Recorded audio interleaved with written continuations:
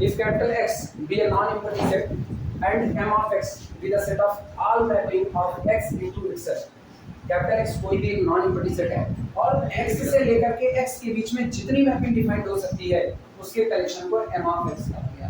कह रहे हैं जो आपका कंपोजिशन होगा, composition of mapping on M of X, then prove that composition is commutative operation on M of X। ये कंपोजिशन का ऑपरेशन M of X पर कम्यूटेटिव होगा, यानी फॉग बराबर गॉफ आप कह सकते हो केवल और केवल तब जब X has exactly one element, यानी अगर X की कार्डिनलिटी 1 है, X के पास सिर्फ एक एलिमेंट है, तो आप ये कह सकते हो कि फॉग बराबर गॉफ आएगा पहली। और अगर फॉग बराबर गॉफ आ रहा है तो आपको ये दिखाना पड़ेगा कि X के पास कुल कितने एलिमेंट हैं, 1।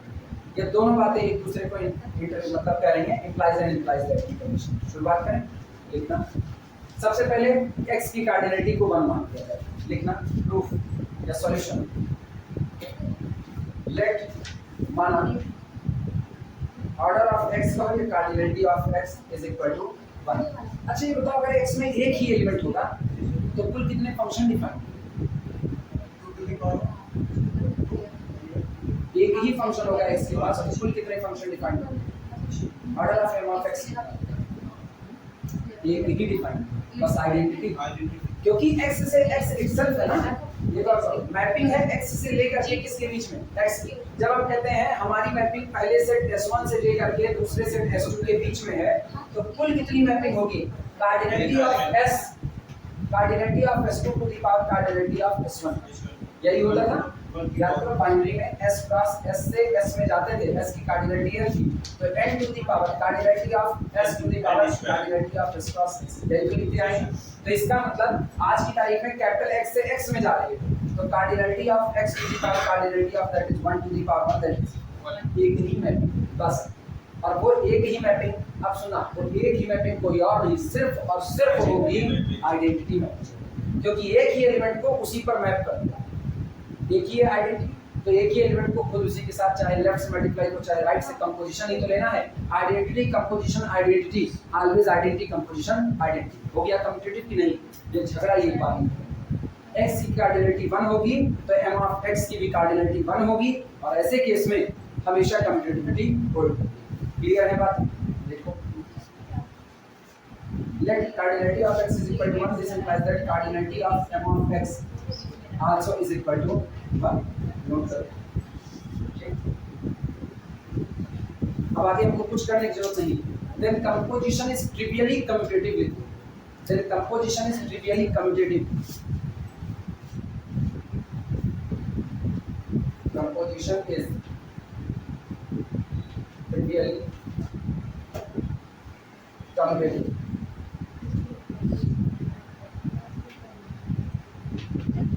Then composition is trivially commutative. अब ये तय है कि ये कम्यूटेटिव होगा ही होगा। अब उल्टा मानेंगे, कन्वर्सली मानेंगे कि माना जो ऑपरेशन कंपोजिशन का ऑपरेशन है ये कम्यूटेटिव है, और अगर ये कम्यूटेटिव है अब हम दिखाएंगे कि ऐसे केस में कैपिटल X हैज एग्जैक्टली 1, यानी अब हम यहाँ पहुँचेंगे कार्डिनलिटी ऑफ X हाँ एक है तो ये कम्यूटेटिव होगा, होता है, कुछ दिखाने की जरूरत ही नहीं है, क्योंकि आइडेंटिटी ही तो मिलेगी और कोई मैपिंग मिलेगी नहीं। और जिस सेट में केवल आइडेंटिटी है वो खुद अपने साथ अदल कर जाएगा। लक्ष्मी इसमें कंफ्यूज हो, ट्रिवियली में कंफ्यूज हो। हां जब x में एक एलिमेंट है हां M of X में एक कैसे आया? अगर पहला सेट मेरा S1 है और S1 की कार्डिनलिटी M है, जहां मैपिंग जा रही है वो सेट S2 है और इसकी कार्डिनलिटी L है, तो इनके बीच में जो कुल मैपिंग की संख्या होती है वो होती है n टू द पावर। लेकिन आज मैपिंग X से खुद किसके बीच में जा रही है? X, तो इसकी कार्डिनलिटी जहां जा रही है उसकी कितनी? 1। अरे इधर इधर जहां जा रही है उसकी कार्डिनलिटी कितनी, और जहां से मैपिंग आ रही है उसकी, तो 1 टू द पावर 1 कितना? एक ही मैपिंग दिखाई। अभी क्लियर हुआ? अच्छा ऐसे नहीं क्लियर हो दूसरा रास्ता, ये बताओ ये कौन है? पहला सेट X, ये कौन है? दूसरा सेट X, मैपिंग X से X जा रही है ना, ये बताओ X में कुल कितने एलिमेंट मान के चल रहे हैं? एक एलिमेंट, तो इधर बैठाओ एक, ये भी तो X ही है, इधर भी कौन बैठेगा? एक ही मैपिंग तो होगी बस। और कोई मैपिंग होने वाली नहीं है। और सोचो एक इमेज ए पर भेजी जा रही है, इसी मैपिंग को हम लोग क्या करें, आइडेंटिटी। आइडेंटिटी मैपिंग हमेशा खुद के साथ किसी के भी साथ कम्युनिकेट करेगी, खुद के साथ करेगी। क्लियर है?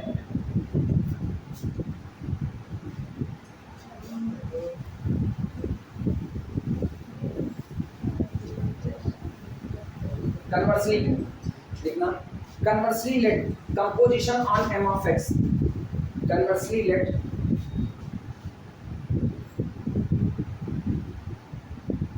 कन्वर्सली लेट ये कंपोजिशन का ऑपरेशन, ठीक, is commutative on M of X. अब हम मान करके चल रहे हैं, माना कंपोजिशन का जो ऑपरेशन है ऑन एम ऑफ एक्स, ये कैसा है, कम्यूटेटिव। ठीक, अच्छा आपको ये दिखाना है कार्डिनलिटी ऑफ एक्स कितना है, 1। उल्टा मान लीजिए, पहले तो माना ये कम्यूटेटिव तो है, लेकिन इसके बावजूद एक cardinality of x greater than 1 है। मान लीजिए, लिखना कन्वर्सली सपोज, लैंग्वेज से लिखना, conversely suppose cardinality of x greater than 1, cardinality of x greater than 1, cardinality of x greater than 1, उल्टा मान। अब ये बताओ, जब तुमने cardinality of x greater than 1 मान लिया, तो इसका मतलब एम ऑफ एक्स में फंक्शन की संख्या कितनी होगी, एक से ज़्यादा। तय बात है, एक से ज़्यादा फंक्शन होगा तो दो फंक्शन चुन लो, कोई भी एफ और जी। लेकिन अब शर्त तो यही है, फॉर बराबर ग्राफ आप मान चुके हो। तो अच्छा, एक्स की कार्डिनलिटी एक से ज़्यादा माने, गौर करना, अभी बाद में लिखते हैं। हमने ये कहा कि चलो मान लेते हैं cardinality of x greater than 1। जैसे एक्स की कार्डिनलिटी एक से बड़ी हुई तो मिनिमम कितनी होगी, मिनिमम तो एक से बड़ा ही तो बड़ा, और इसके बाद कुछ भी हो जाए तो मैपिंग तो एक्स से किसके बीच में जा रही है, एक्स के। तो कुल कितनी मैपिंग, अगर हम इसको मिनिमम ही रखें ना, मिनिमम दो की घात 2 that is equal to 4 mapping तो आपको मरी हाथ में मिलेगा। सही बात है, तो 4 मैपिंग में से यानी कि m ऑफ x की कार्डिनलिटी उस दिन ग्रेटर देन 1 हो गई कि नहीं। और जैसे ये ग्रेटर देन हुआ, आप यहां से 2 चुन सकते हो, f और g चुन लिया। x की कार्डिनलिटी आप ऑलरेडी 1 माने हो, तो यहां से भी 2 मेंबर चुन सकते हो, a, b चुना जा सकता है। लेकिन ये कहते हैं कि जो फॉर आएगा वही कौन आएगा, फॉर बराबर ग्राफ। याद रखना, फॉर बराबर ग्राफ कब होता है, याद है, फॉर बराबर ग्राफ कब होता है,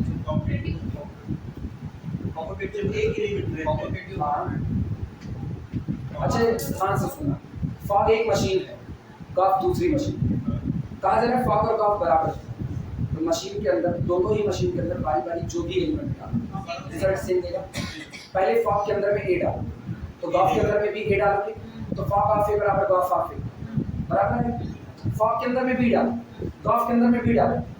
अब की बार fog of B does not equal to graph of B है, क्या कमिट कर सकता है, नहीं करेगा। इसका मतलब for every element belong to the X, fog of that element is equal to graph of that element. हर एलिमेंट के लिए होल्ड होगा कि नहीं, बस यही मेरा की पॉइंट है, यही से चलेंगे।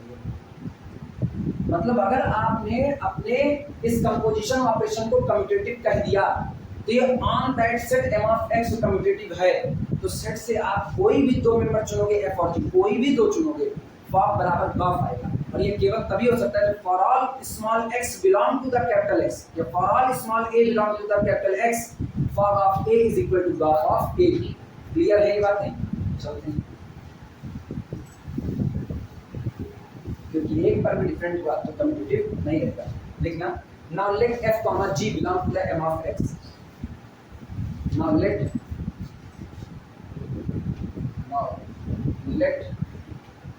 f comma g belong to the m of x and a comma b belong to the our set capital X, जिसकी कार्डिनलिटी आपने एक से ज्यादा मानी हुई है। Okay?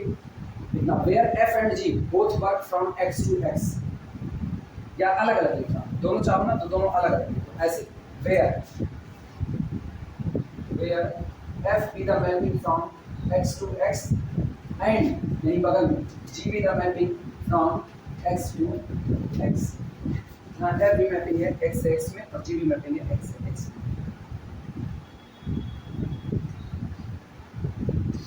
अब ध्यान से सुनो, कहा गया है x से x में मैपिंग है, एक से ज्यादा मैपिंग है, एक से ज्यादा मैपिंग है, तो क्या ऐसा नहीं हो सकता कि कोई मैपिंग आपके पास ऐसी हो, इधर देखना a सी, एक्स से एक्स, ए बी सी, एक से ज्यादा मैपिंग होगी, लेकिन कम से कम एक मैपिंग तो ऐसी होगी, एक मैपिंग तो ऐसी होगी जो ए को भी ए पर भेजे, बी को भी बी पर भेजे, सी को भी ए पर भेजे, राइट? होगी कि नहीं होगी? मैपिंग तो है ना। और आप पॉसिबल सारी मैपिंग को कलेक्ट कर चुके हैं एम ऑफ एक्स में, तो ये मैपिंग भी एम ऑफ एक्स का हिस्सा होगी कि नहीं? यानी हम एफ को ऐसा डिजाइन कर सकते हैं, लिखना मत, कि for all small X belong to the our set capital X, F of X always is equal to small. क्या ये हो सकता है कि नहीं हो सकता है? पॉसिबिलिटी सहमत हो सारे लोग? तो लिखा जाए इसका, पहले टाइम दिए, पहले लिख लो तो अपने चलते आप पहले बाकी लोग, तब तक बाकी लोग इस बात से सहमति लिख सकते हो। पॉसिबिलिटी तो है ना, तो पॉसिबिलिटी को सोच रहे हैं, तो ठीक यहाँ तक लिख के तुमको टाइम दी गई। अब दूसरी तरफ मैपिंग जी को कैसे मान रहे हैं वो करना। लेट माना ये मैपिंग किस तरीके से है कि जब जी ऑपरेट करता है ए पर तो उसको भेज देता है कहाँ पर? बी पर। और इसके अलावा जब जी ऑपरेट करता है बी पर तो उसको भेज देता है ए पर। एंड जी ऑफ एक्स अब इसके अलावा किसी पर ऑपरेट करता है तो उनको वही मैप कर देता है। G of x is equal to x for all x does not belong to the A comma, मतलब ए पर काम करेगा तो बी पर भेजेगा, बी पर ऑपरेट करेगा ए पर, लेकिन बाकी जितने लोगों पर ऑपरेट करेगा उनकी इमेज एज इट इज वही रहेगा। क्या मैपिंग नहीं हो सकती? पॉसिबल है कि नहीं? ठीक, ये नोट करो। दूसरी मैपिंग ये नोट करो,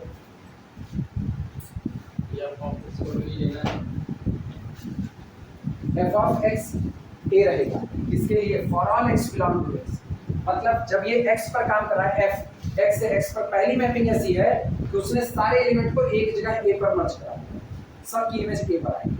दूसरी तरफ जो मैपिंग जी है उसको हम ऐसा चुन रहे हैं कि जी ए पर ऑपरेट करेगा तो बी पर भेजता है, बी को ऑपरेट करके ए पर भेजता है, लेकिन बाकी लोगों को पहले एज इट इज अपने पर ही मैप करा देता है।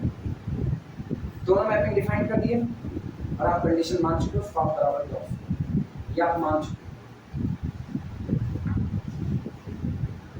तो चलो फॉग ऑपरेट कराते हैं ए पर और गॉफ भी ऑपरेट कराते हैं ए पर, और देखते हैं हाल क्या आता है। Now F composition G operated on A बराबर क्या होगा? बोलो, F operated on G of A, और G of A कितना है? G of A कितना है? B है, तो इसका मतलब F of B। अच्छा, F of B अब तुम कह चुके कुछ भी हो भेजेगा कहाँ? A पर, तो इसका मतलब इमेज कितनी आई? अच्छा, अगला बोलना, गॉफ कितना है? Gauff of A is equal G of F of x, सही है गलत? सही, F of A, F of A कुछ भी होगा, अब तेरे अंदर कुछ भी भरो भेजेगा कहाँ? A पर, तो this is equal to G of A, और G of A कितना? B। अब ये बताओ क्या फॉग और गॉफ दोनों ने A पर ही काम किया, और दोनों A पर ही काम करके एक बार A प्रोड्यूस किए एक बार B, क्या ये कम्यूटेटिव हुआ? एक ही एलिमेंट पर दोनों काम किए और दो अलग रिजल्ट दिए, इसका मतलब यहाँ से अपने को मिलता है this implies that gof does not equal to fog, जबकि आप शुरू में मान चुके हो कि गॉफ बराबर फॉग, कम्यूटेटिव माने थे। क्या कंट्राडिक्शन मिल रहा है कि नहीं? ये कंट्राडिक्शन तब मिला जब आपने गलत माना कि माना x की कार्डिनलिटी एक से बड़ी है, वो मानना गलत है, यानी x की कार्डिनलिटी कितनी होगी? देख देना, which is a contradiction,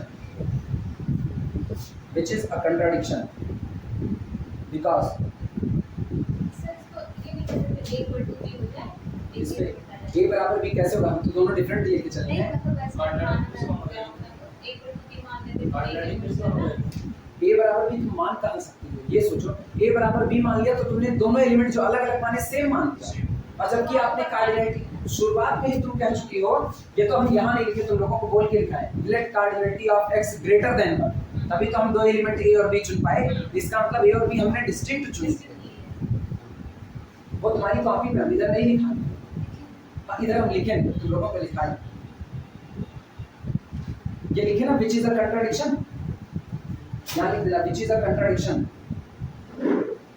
ठीक, so our supposition is wrong, so our supposition is wrong, so our supposition is wrong and cardinality of x is equal to 1, cardinality of x is equal to 1, इसलिए हमारी अवधारणा गलत है और हमारे दिए गए सेट कैपिटल x की कार्डिनलिटी 1 होगी, उससे ज़्यादा नहीं। प्रूफ हो गया।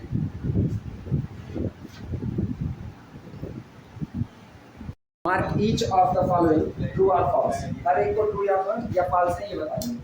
If star is any binary operation,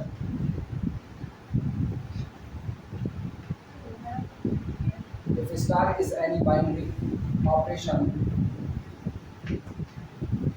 if star is any binary operation on any set capital S, on any set capital S, then A star A is equal to A for all A belong to the capital S. दूसरी बात, if star is पहला तो वही start किया तभी कह रहे हमको बहुत देर लगता है 2 मिनट और इंतजार करो। if star is any commutative, if star is any commutative binary operation,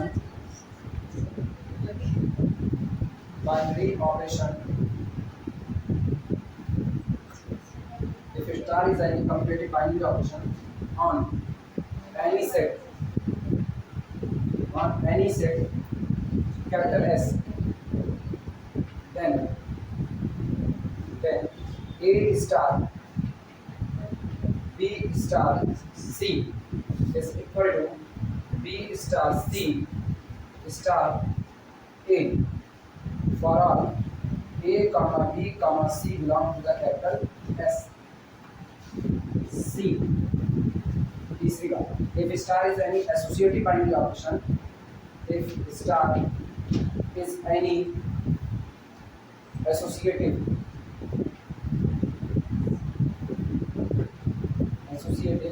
binary operation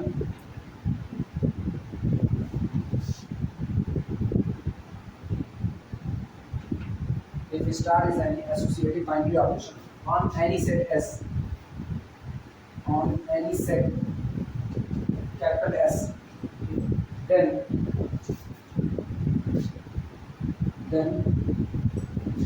A star B star C is equal to B star C star A for all A comma B comma C belong to the capital S.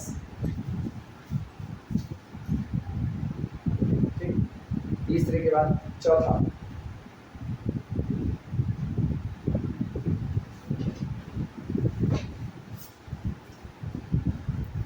the only binary operations C with D, the only binary operation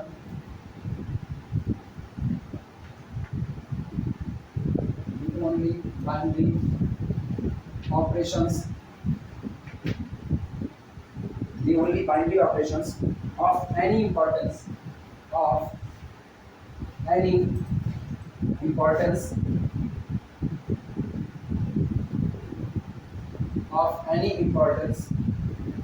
are those defined on sets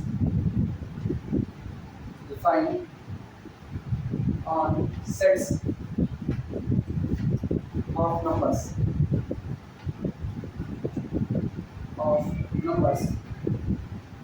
E, सब इकट्ठे to fast लिखें, एक बार खास अपनी को justification नहीं देना। E में binary operation star, binary operation star on a set capital S, is commutative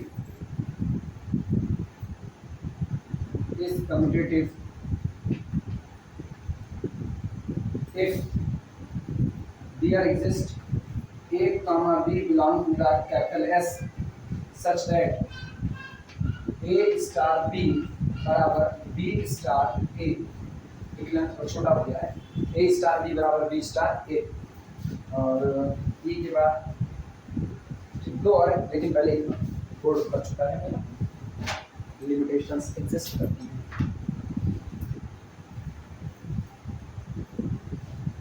पूरा नोट कर लो, 2 साल से बताया है। पहली बात, if star is any binary operation, अगर स्टार कोई भी बाइनरी ऑपरेशन है on a set capital S, किसी दिए गए सेट कैपिटल एस पर, देन ए स्टार ए, मतलब जब वो खुद से ऑपरेट करेगा तो खुद को ही प्रोड्यूस करेगा for all A belong to the capital S. सीधी बात। स्टार बाइनरी ऑपरेशन अगर है तो इसकी गारंटी नहीं देता कि आप प्रोड्यूस हो, आप 2 लोग ऑपरेट करके क्या प्रोड्यूस करोगे, इसकी गारंटी नहीं। वो गारंटी देता है, binary is the guarantee that every new product must belong to that set, वो बस उसी सेट का होगा। होगा क्या, इसकी गारंटी नहीं, आप गारंटी दे रहे हो। लेकिन अगर पॉसिबिलिटी डालते, if star is a binary operation on a set capital S, then it is possible that A star A is equal to A, मतलब कोई भी एलिमेंट खुद के साथ प्रोडक्ट करके खुद को ही प्रोड्यूस कर दे, तो ये पॉसिबिलिटी है कि वो बाइनरी हो सकता है। कंफर्म नहीं है, पॉसिबिलिटी है, कंफर्म नहीं है, क्योंकि अभी आपने इसका सुनो, अभी आपने इसकी गारंटी नहीं दी कि वो सेट में किसी और से प्रोडक्ट करके क्या प्रोड्यूस करेगा। अगर उसने सेट में किसी और से प्रोडक्ट करके बाहर की चीजें प्रोड्यूस कर दी, तो ऐसे केस में अब वो ऑन दैट सेट बाइनरी नहीं रहेगा। क्लियर हुई बातें? इसीलिए पॉसिबिलिटी पर सही काटा जाएगा, लेकिन कंफर्मेशन नहीं हो सकता। तो पहला तो ऑलरेडी गलत हो गया। If star is any binary operation on any set capital, अगर star on that set binary है तो इसका मतलब सेट के किसी भी 2 एलिमेंट को आपस में ऑपरेट कराओगे, रिजल्ट सेट में ही आएगा, बस इतनी ही बात है। और जबकि आप हमसे गवाही लेना चाहते हो कि for all A belong to S के लिए ए खुद से ऑपरेट करके ए देगा। चलो हम मान लिया आपकी बात सही है कि सेट का हर मेंबर खुद से प्रोड्यूस होकर के, खुद से प्रोडक्ट होकर के खुद को ही प्रोड्यूस करता है, लेकिन तब की क्या गवाही है कि जब a does not equal to b और दोनों ही एस के हुए, तो ए स्टार बी सेट में ही होगा या नहीं होगा, इसकी तो गवाही नहीं दी ना आपने,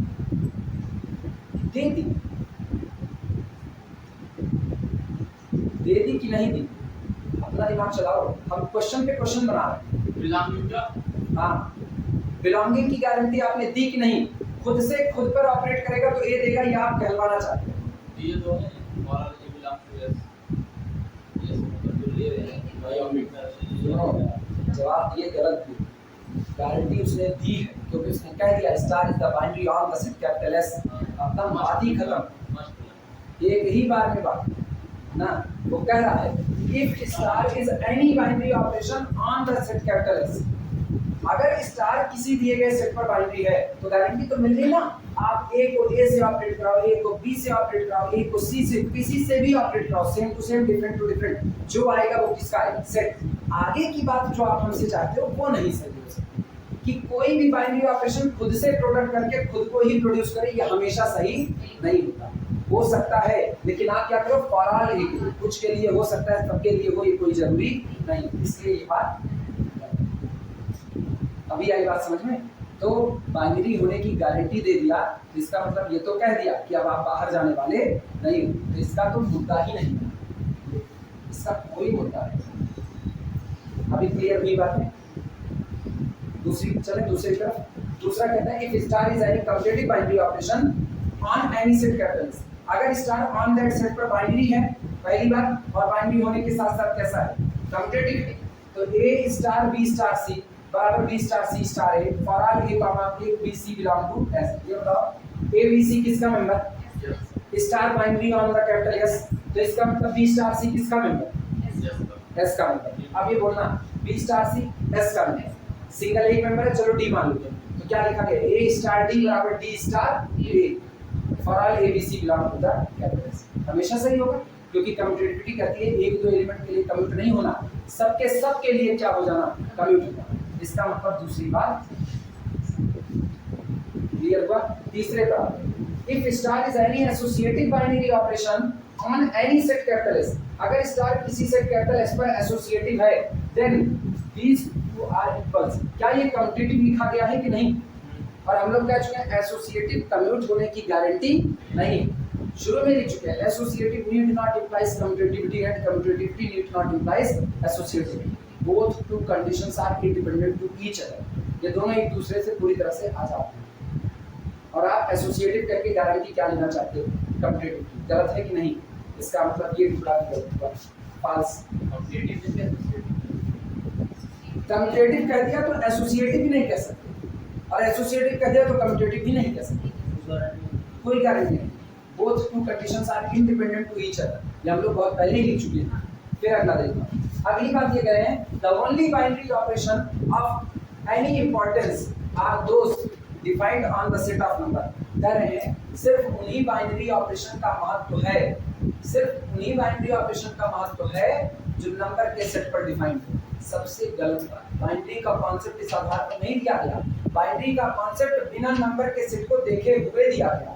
कहा गया कि कोई भी सेट आपको दिया जाए, नंबर का हो, किसी भी चीज का हो, रॉक पेपर सीजर का गेम हो, कैसा भी हो, आप हर एक बार ऑन दैट सेट बाइनरी का कॉन्सेप्ट कहोगे तो ये सोच करके कहोगे कि सेट के एलिमेंट आपस में प्रोडक्ट हो और रिजल्ट किसका बने? सेट का ही बने। क्योंकि रियल लाइफ में भी बाइनरी की इंपॉर्टेंस होती है। आप जो भी काम कर रहे हो वो अपने लिए करें, दूसरे के लिए बहुत कम कर रहे हैं। दूसरे के लिए कर दिए ना, बाइनरी आदमी कौन होता है? तो पढ़ाई भी कर रहे तो किसके लिए कर? अपने लिए। दूसरे के लिए तो नहीं कर रहे ना। वो ठीक है, बाद में लोग कहते हैं ना तो कि ठीक है हम पढ़ाई कर रहे हैं समाज के लिए, समाज का उत्थान करें। पहले अपना करोगे उसके बाद समाज का। बिना अपना उत्थान के समाज का उत्थान नहीं कर सकते, क्योंकि अपना उत्थान करने के लिए अपने दिमाग का उत्थान करना पड़ेगा। अपना ही पतन हो चुका है कैरेक्टर से भी, दिमाग से भी, तो समाज का क्या उत्थान करोगे? कभी नहीं पॉसिबल। तो पहले तो आपको बाइनरी होना पड़ेगा। तो बाइनरी की इंपॉर्टेंस सिर्फ और सिर्फ नंबर तक के सेट के लिए नहीं, हम तो सीधे कहते हैं बाइनरी की इंपॉर्टेंस अपने रियल लाइफ के सेट के लिए भी है। रोज कमा करके ला रहे हो और पुल पे खड़े होकर गोमती नदी बहा रहे हो, रोज कमा के ला रहे हो, पुल पे गोमती नदी बहा रहे हो, बाइनरी हो। बाइनरी होने के लिए क्लोज होना पड़ेगा। जब तक तुम्हारे जेब में पैसा नहीं होगा, सामने अगर 10 रुपया भी मान लिया ना तो खोपड़ी के बाल झड़ जाने वाले, तो तभी दे पाओगे जब अपनी जेब में होगा। खैर ये तो रियल लाइफ की सिचुएशन। अपने को ना ऐसे दूसरी बात, अब नंबर के सेट से हट के बात करें, ग्रुप थ्योरी की बात करें। जिस दिन आप ग्रुप पे जाओगे ना, आप एक ग्रुप पढ़ोगे डाइहेड्रल, द ग्रुप ऑफ सिमेट्रिसिटीज। याद आया? अब इतना तो बीएससी पढ़ ही चुके हैं। जिस वक्त डाइहेड्रल पढ़ोगे नंबर की चर्चा नहीं होगी, रोटेशन रिफ्लेक्शन की चर्चा होगी। रोटेशन और रिफ्लेक्शन नंबर तो नहीं है ना, और उस दिन भी आप बाइनरी का कॉन्सेप्ट ले रहे हो। तो इसका मतलब ये बात टोटली बकवास है कि सिर्फ उन्हीं का इंपॉर्टेंस है जो नंबर पर डिफाइंड होंगे। नहीं, नंबर के अलावा भी जो डिफाइंड होंगे उनका भी मान। अभी बातें समझ में आई? तो ये गलत हुआ। अब binary operation star on a set capital S is commutative. कोई दिया गया बाइनरी ऑपरेशन स्टार किसी दिए गए सेट पर कम्यूटेटिव होगा if there exist A B belong to that such that A star B बराबर बी स्टार। गलत। ये तब सही होता है जब फॉर ऑल की मिसिंग है। किसी 2 या 3 नंबर के लिए कम्यूट होने का मतलब नहीं है कि आप सारे सेट पर कम्यूट हो गए। आपको सेट के हर एलिमेंट के लिए कम्यूटेटिविटी की प्रॉपर्टी रखनी पड़ेगी। ये भी गलत। नोट कर लो। जस्टिफिकेशन हम अपनी तरफ से पूरा दिए हुए हैं, जो कहो को लिखा दे। बाकी तो आगे भी पूरी ग्रुप थ्योरी पढ़ने के दौरान ना, पूरा अलजेब्रा पढ़ने के दौरान ये सारे कॉन्सेप्ट अपने आप सामने आ जाएंगे। यही एक जगह पर ना लोग कंफ्यूज होते हैं, क्योंकि वो मैक्सिमम नंबर सोच रहे हैं, जबकि ऐसी बात नहीं है। आप बिना नंबर के भी डील कर रहे हैं। क्लियर हुआ? खा पी के मिलो, खा पी करके हम लोग पानी वाली पी करके फिर आगे बढ़ते हैं।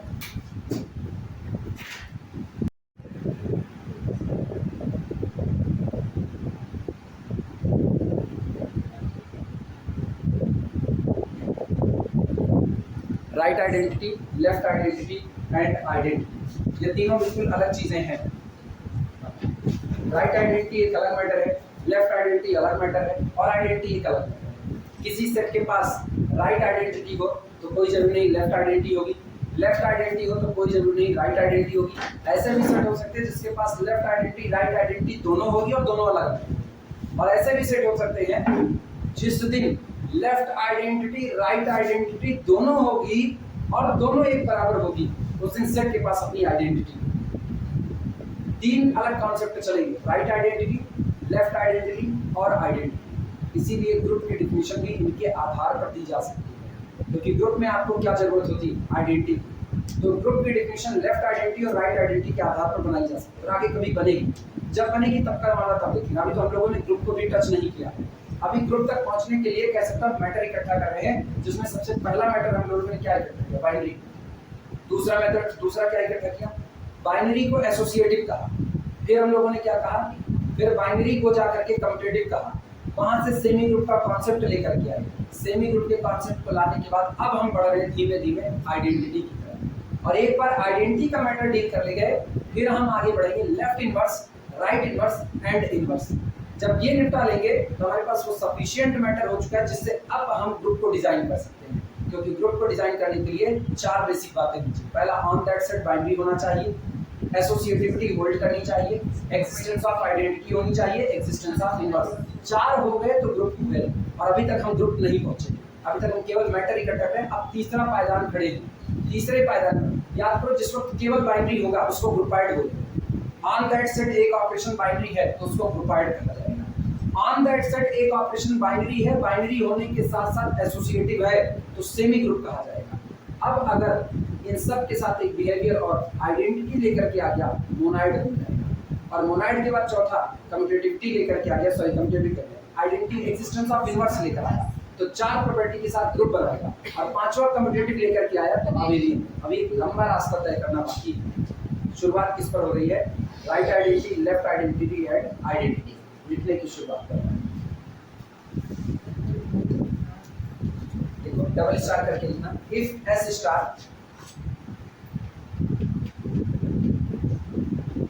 if S with operation star is a binary system,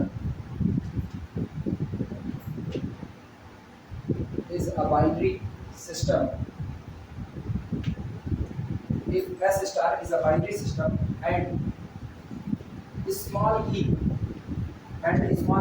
be an element of capital S, be an element of capital S और स्मॉल ई मेरे दिए गए सेट कैपिटल एस का कोई एक एलिमेंट है, देन तब ऐसे केस में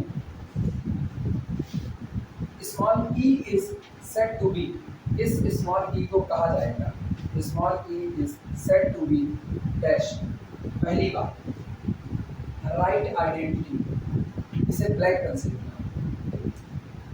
करना, right identity, right identity in our binary system S star। तब इस दिए गए एलिमेंट स्मॉल ई को, अच्छा स्मॉल ई सेट के बाहर का एलिमेंट नहीं है, सेट का ही एलिमेंट है, तो इस दिए गए एलिमेंट स्मॉल ई को मेरे ही बाइनरी सिस्टम के लिए राइट आइडेंटिटी कहा जाएगा। अगर ये खास बिहेव रखता है कि ये मेरे सेट के किसी भी एलिमेंट पर राइट साइड से ऑपरेट करे और उस एलिमेंट जिस पर ये ऑपरेट कर रहा है उसकी वैल्यू में कोई चेंजिंग ना लाए, एज इट इज उसको बिना बदले हुए छोड़ दे। इन एस स्टार इफ यानी राइट आइडेंटिटी है ना, तो ए पर ऑपरेट करेगा किधर से, राइट साइड से, ए स्टार ई, और जवाब में क्या देगा, वापस उसी ए को जिस पर इसने ऑपरेट किया। For all small A belong to the factor.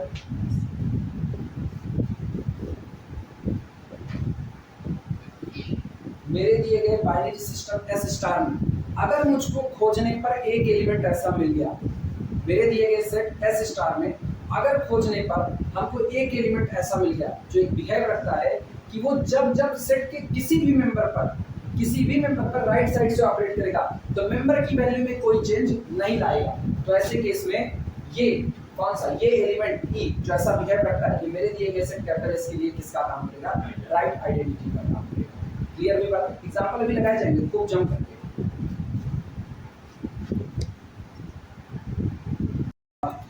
अगला देखना, ये तो राइट आइडेंटिटी की बात हुई। लेफ्ट आइडेंटिटी में डिट्टो यही भी है, लेफ्ट साइड से होता है, मतलब सेट के अंदर ऐसा एलिमेंट मिल जाए जो हर एलिमेंट पर लेफ्ट से ऑपरेट करे लेकिन एलिमेंट को बदले ना, एज इट इज छोड़ दे। ठीक लिखना, लेफ्ट आइडेंटिटी अब यहीं से चालू है, पूरा यहीं से पढ़ा जाएगा। If S star is a binary system and small E be an element of capital S, then E is said to be a right identity. इसको खत्म करो, फिर इतना पढ़ो, फिर E is said to be left identity. E is said to be left identity in our system S star if यदि ये मेरे दिए गए सिस्टम के लिए लेफ्ट आइडेंटिटी का काम करेगा अगर क्या हो जाए कि ये लेफ्ट से ऑपरेट करे किस पर, ए पर, और प्रोड्यूस वापस कर दे किसको, ए की। For all small A belong to the capital S. अब जो बिहेवियर लेफ्ट से है डिट्टो यही बिहेवियर राइट से वही एलिमेंट दे दे, मतलब कैपिटल एस में बिलोंग करने वाले किसी भी एलिमेंट पर ये लेफ्ट से ऑपरेट हो या राइट से ऑपरेट हो, हर बार उसी एलिमेंट को प्रोड्यूस करे, तो ये आइडेंटिटी बन जाएगा। इसका मतलब आइडेंटिटी बनने के लिए पहले आपको लेफ्ट आइडेंटिटी बनना पड़ेगा, फिर आपको राइट आइडेंटिटी बनना पड़ेगा, फिर आप आइडेंटिटी की दुनिया का हिस्सा बन पाओगे। कन्फर्मली बनोगे इसकी गारंटी नहीं है, क्योंकि क्या पता लेफ्ट आइडेंटिटी और राइट आइडेंटिटी अलग अलग हो। अगर लेफ्ट आइडेंटिटी राइट आइडेंटिटी दोनों मिल गई सेट के अंदर और दोनों एक बराबर आ गई तो सेट आइडेंटिटी बन जाएगा। क्लियर है बातें?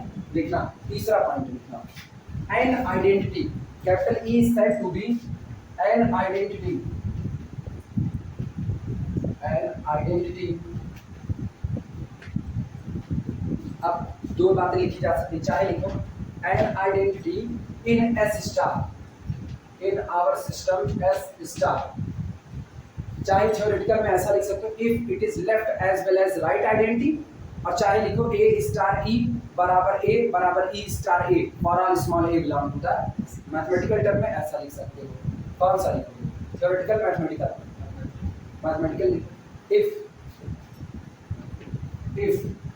ए स्टार ई बराबर e star A for all small A belong to the capital, यानी it is left identity as well as right identity.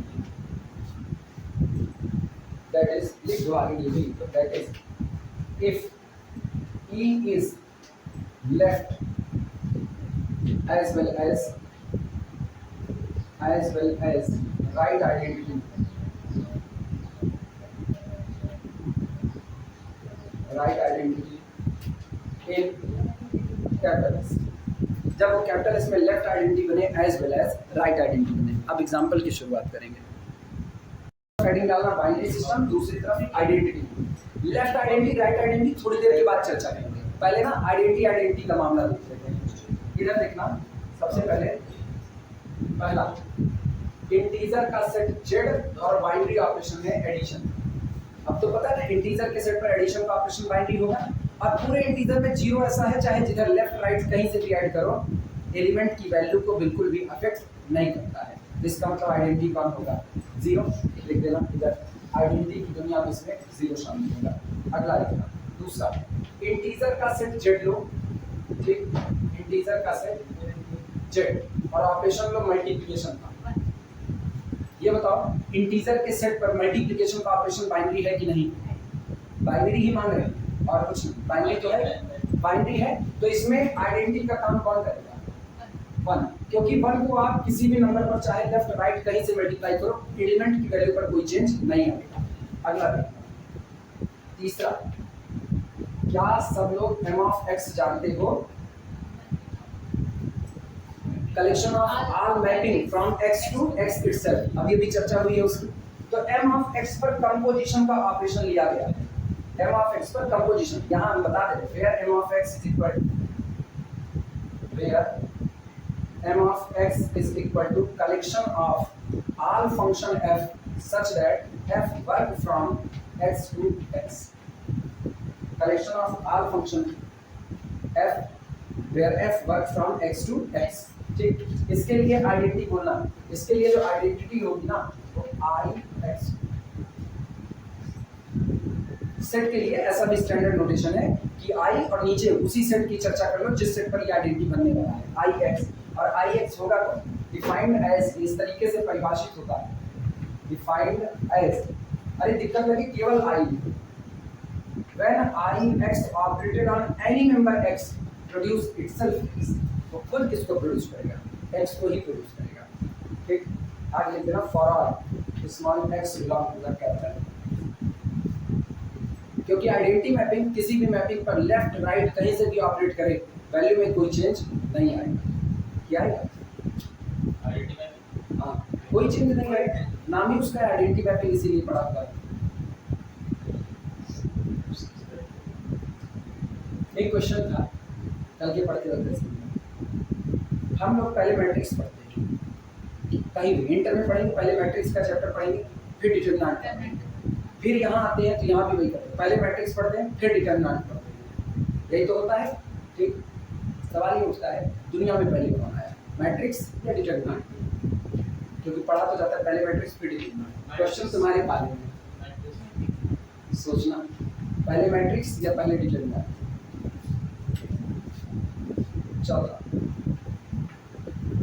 चौथे में कैपिटल एम कलेक्शन है n cross n matrix over the real field R, ठीक, और operation है addition का। सभी n cross n की मैट्रिक्स, सभी n क्रॉस n की रियल मैट्रिक्स का कलेक्शन एडिशन ऑपरेशन के लिए अपने को पता है सेम ऑर्डर की मैट्रिसेस हमेशा जोड़ी जा सकती है। सेम ऑर्डर की तो सारी इकट्ठी करें n क्रॉस n की, किसी भी n क्रॉस n की मैट्रिक्स को बदला ना जाए तो इसके लिए जरूरी है उसमें नल मैट्रिक्स का एडिशन करना जाए। क्लियर है? तो इसका मतलब इसके लिए आइडेंटिटी कौन होगा, ये नल मैट्रिक्स होगी जिसका ऑर्डर n क्रॉस n होगा और अंदर की 0 0 0 भर जाएगा। कोई दिक्कत इसमें किसी को? अगला देखना, इसके लिए हम उम्मीद करेंगे सभी लोग उनको जवाब दोगे, जिससे पूछेंगे वो दिखा p ऑफ x यानी पावर सेट ऑफ x और ऑपरेशन हम ले रहे हैं यूनियन का, जिससे पूछेंगे वो बताएंगे। x का पावर सेट लिया मतलब all possible subset of x बनाया, वो आपका p ऑफ x आया। इस पर हमने ऑपरेशन लिया यूनियन का। तो ऐसे केस में आइडेंटिटी का काम कौन करेगा, पहले यहाँ सोच लो फिर हम पूछेंगे। p of x with binary operation union, binary तो है ना, ये पहले भी डिक्लेयर हो चुका है। dp का आइडेंटिटी का काम कौन करेगा, आइडेंटिटी का मतलब ये सोचना p ऑफ x का मतलब सारे के सारे सबसेट किसके, x का कौन सा ऐसा सबसेट होगा जिसको x के ही सबसेट्स के साथ यूनियन लिया जाए, तो जिससे यूनियन ले रहे हैं वो ना हो, चाहे लेफ्ट से चाहे राइट से। जैसे हम कह रहे हैं हमने x के दो सबसेट निकाले, a निकाला और b निकाला। अगर b को आइडेंटिटी बनना है तो b को एक नेचर फॉलो करना पड़ेगा, x के किसी भी सबसेट के साथ, चाहे ये राइट से आके यूनियन ले और चाहे ये लेफ्ट से आकर के यूनियन ले, रिजल्ट हर बार a को ही देगा और कुछ नहीं।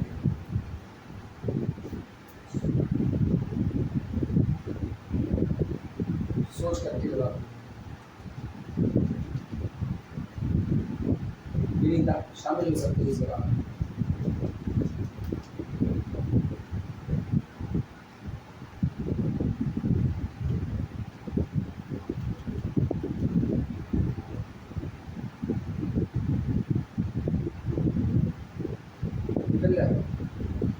कौन होगा इस नेचर के साथ, खुद x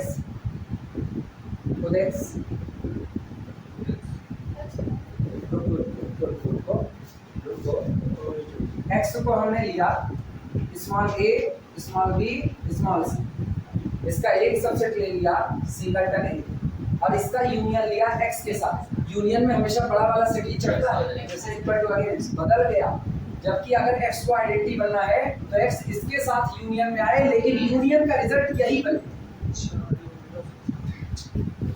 अभी पता चला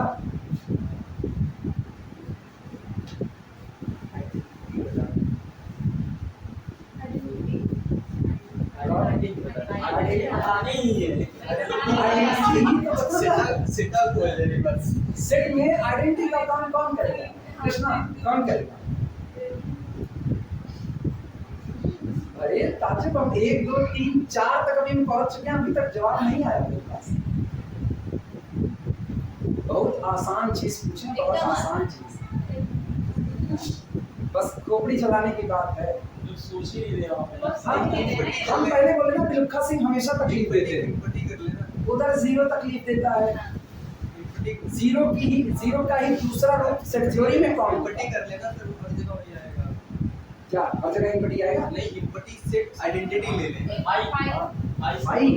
फाई का यूनियन आप किसी भी सेट के साथ लो, किसी भी, ये कोई भी सेट हो, फाई का यूनियन यानी आपने कुछ नहीं मिलाया, वो सेट आपको खुद एज इट इज मिल गया कि नहीं? अरे एक्स लिख, वो सेट जो था वो एज इट इज मिल गया कि नहीं?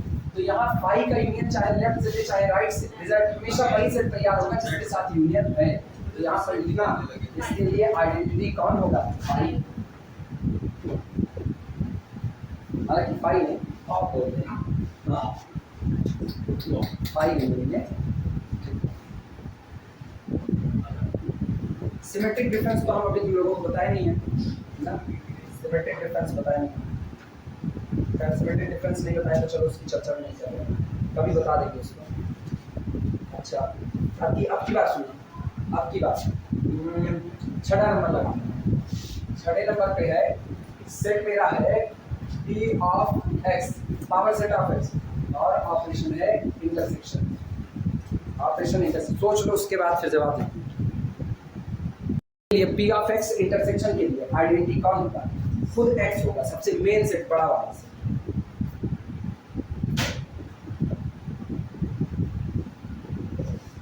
अच्छा अब ये बताना कुछ मेन बातें सीखो। ये सेट कौन है? Collection of all integer. ये कौन है? Collection of all integer. लेकिन ये बताओ कलेक्शन ऑफ ऑल इंटीजर में आइडेंटिटी क्या होगा? कलेक्शन ऑफ ऑल इंटीजर में आइडेंटिटी क्या होगा? सेट एक ही है, रुको बात समझ, सेट एक ही है लेकिन क्या आइडेंटिटी डिफरेंट है कि नहीं? क्यों डिफरेंट हुआ? क्योंकि आपके ऑपरेशन क्या है? डिफरेंट। इसीलिए कहा जाता है कि identity depend on the binary operation. Identity हमेशा किस पर डिपेंड करेगी? Binary operation. सेट को नहीं डिपेंड करेगी। सेट चाहे जैसा खोजते किसके लिए हैं? बाइनरी ऑपरेशन के रिस्पेक्ट में। लेकिन इनवर्स का किस्सा उल्टा होता है। इनवर्स सेट पर बाइनरी ऑपरेशन दोनों पर डिपेंड करता है, उसका मामला ही अलग होता है। वो सेट पर भी डिपेंड करेगा और बाइनरी ऑपरेशन पर भी। जबकि अगर आप आइडेंटिटी की बात करोगे, identity depend only on the binary operation, वो सेट पर डिपेंड नहीं करता। क्लियर है ये बातें? चलो चाहे तो रिमार्क करके एक बात को लिख ले, रिमार्क करके बोले लिखना, identity depend on, identity element, identity element depend on, identity element depend on, या डिपेंड अपॉन ज्यादा अच्छा होगा, डिपेंड अपॉन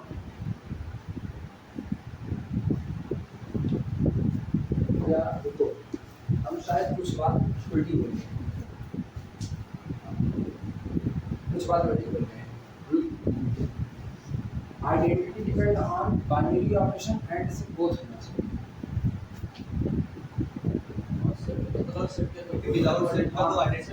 बिना सेट को देखे हुए मान लो अभी हम इसमें से 1 को निकाल देते और ऑपरेशन मल्टीप्लिकेशन कर लेते, तब तो आइडेंटिटी मिलती ही ना। बाइनरी ऑपरेशन गलत बोल रहे। आइडेंटिटी जो होगी वो बाइनरी ऑपरेशन और अंडरलाइन सेट दोनों पर डिपेंड करेगी ना। क्या लिखे हो? लैंग्वेज बोलो, identity element depend upon underline set, underline set UNDERLYING, underline set as well as upon given binary operation, as well as upon given binary operation। हो गया? ये रिमार्क में लिख रहे हो ना, ये रिमार्क का पहला पॉइंट कर देना, रिमार्क का दूसरा पॉइंट लिखना, रिमार्क का दूसरा पॉइंट लिखना। बोले सुनो, एक सेट अगर आपको दिया गया है तो वो सेट एक से ज्यादा लेफ्ट आइडेंटिटी रख सकता है। अगर आपको कोई सेट दिया गया है वो एक से ज्यादा लेफ्ट आइडेंटिटी रख सकता है। किसी को एग्जांपल याद है? याद होना चाहिए। एक सेट एक से ज्यादा लेफ्ट आइडेंटिटी रख सकता है। अभी इसमें से को नहीं, इसमें से को हाथ ना लगाना बिल्कुल। इसमें सब में जितने लोग ग्रुप बना रहे थे यही लोग आइडेंटिटी, इसीलिए देखो ऊपर ना तो लेफ्ट लिखे ना तो राइट लिखे, क्या लिखे? आइडेंटिटी। और अभी हम बात किसकी कर रहे हैं? Left identity, right identity. एक सेट एक से ज्यादा लेफ्ट आइडेंटिटी रख सकता है, एक सेट एक से ज्यादा राइट आइडेंटिटी रख सकता है, लेकिन एक सेट अगर आइडेंटिटी रखा तो केवल कितनी रखेगा? एक, क्योंकि उसने सारी लेफ्ट आइडेंटिटी और राइट आइडेंटिटी बराबर हो चुकी है और यूनिक हो चुकी है। एक सेट हमको बताओ जो एक से ज्यादा लेफ्ट आइडेंटिटी रखता हो, एक से ज्यादा। हम चर्चा किए थे उस वक्त, हमने बोल्ड नहीं कहा था, ग्रुप पढ़ते वक्त तो फिर ये दिखेगा जो ये स्टार है इसको डिलीट या राइट से ऑब्वियस बात है। मैट्रिक्स तो पढ़े हम लोग, तो हम मैट्रिक्स में चर्चा की। भूल गए तुम लोगों के भूलने का क्या इलाज करेंगे? If capital A and capital B both are identical matrices such that AB बराबर A and BA बराबर ए बी बराबर ए एंड बी ए बराबर बी।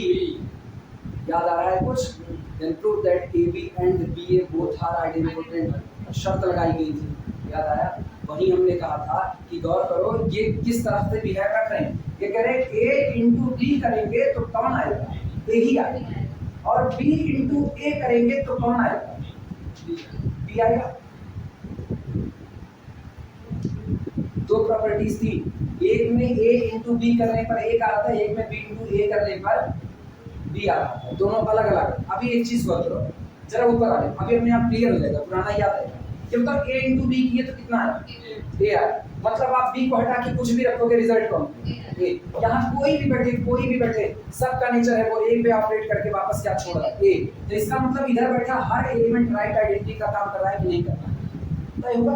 अब ये बताओ बी इंटू ए,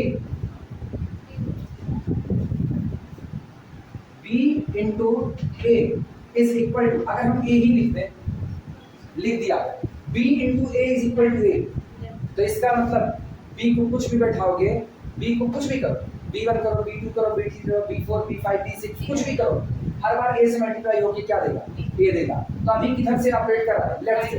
तो किधर से ऑपरेट कर रहा है? a नहीं, b किधर से ऑपरेट कर रहा है? लेफ्ट से। कंटिन्यूटी देखा जाना, ये लेफ्ट से ऑपरेट कर रहा है और एलिमेंट लेफ्ट से ऑपरेट कर रहा है, लेकिन जिस पर ऑपरेट कर रहा है उसको छोड़ दे रहा है कि नहीं? आइडेंटिटी का नेचर क्या होता है? लेफ्ट आइडेंटिटी राइट आइडेंटिटी के नेचर में हम यही कहे, हमने कहा अगर कोई एलिमेंट राइट आइडेंटिटी बनना चाहता है तो राइट साइड से सेट के किसी भी मेंबर पर ऑपरेट करेगा, मेंबर को एज इट इज छोड़ देगा, अपने को नहीं छोड़ना है, मेंबर को एज इट इज छोड़ देना है, बिना बदले हुए छोड़ देना है, तो वो कौन होगा? Right identity. और अगर वो एलिमेंट पर लेफ्ट से ऑपरेट कर रहा है, एलिमेंट को बिना बदले छोड़ देता है, तो अब वो कौन होगा? Left identity. अभी ये किधर से ऑपरेट कर रहा है? बी लेफ्ट से। किस पर कर रहा है? ए पर। और ए को बिना बदले छोड़ रहा है, तो ये कैसा बिहेव दे रहा है? Left identity. और अभी किसका बिहेव दे रहा है? Right identity. याद आया? न्यूमेरिकल था आइडेंटिपोटेंट में, और उस वक्त हमने कहा था कि अगर गौर करो कि आइडेंटिपोटेंट बनाने का तरीका दे रहे हैं, हमको लैंग्वेज याद है, या आइडेंटिपोटेंट मैट्रिक्स को बनाने का तरीका दे रहे हैं। और फिर हम लोगों ने एक बार और आइडेंटिपोटेंट बनाई थी, L क्रॉस N की आइडेंटिपोटेंट बनाई थी। तरीके याद आ रहे हैं कैसे बनाए थे? BSc मारो गोली पहले ही बताओ जो हम पढ़ाए, BSc तो बहुत पुराना दिन हो गया। आइडेंटिपोटेंट बनाने का फेमस तरीका बताओ, L क्रॉस N की मैट्रिक्स से जो बताए थे। वीडियो रोटी नहीं, तुम लोग बड़ी बेइज्जती होगी, जितना पूछेंगे एक को नहीं आएगा। और पढ़ना चालू कर दो, नहीं पढ़ना चालू करोगे तो मान के चलो हम इसे डेली पूछेंगे, डेली टाइम जाएगा तुम्हारा, मेरा नहीं जाएगा।